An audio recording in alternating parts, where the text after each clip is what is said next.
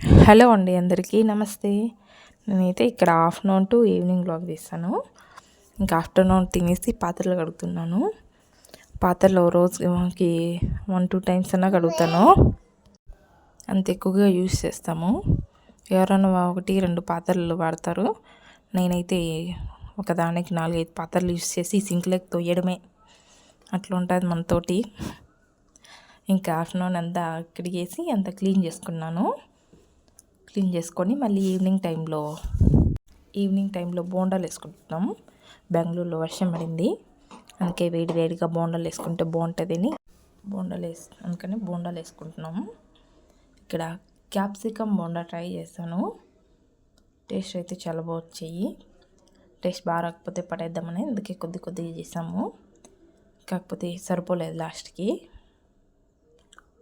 ఇది మీరు కూడా ట్రై చేయండి, ఎప్పుడైనా ట్రై చేయకపోతే. చాలా బాగా వచ్చాయి. టేస్ట్ కూడా చాలా బాగున్నాయి నార్మల్ బోండాల కంటే.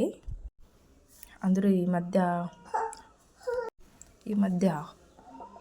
గులాబీ బోండాలు కూడా వేస్తున్నారు. యూట్యూబ్ షార్ట్స్లో చూస్తుంటే వచ్చాయి గులాబీ బోండాలు, చాక్లెట్ బోండాలు, వెరైటీ బోండాలు అన్నీ చేస్తున్నారు. ఈ మధ్య వెరైటీ ఫుడ్ ఎక్కువ చూస్తున్నాను. అవి తింటే ఉంటారో పోతారో కూడా తెలీదు. మళ్ళీ ఈవినింగ్ పాత్రలు కడుగుతున్నాను. నైట్కి తినేసి ఫుడ్ మళ్ళీ కడిగి క్లీన్ చేసుకున్నాను. సబ్స్క్రైబ్.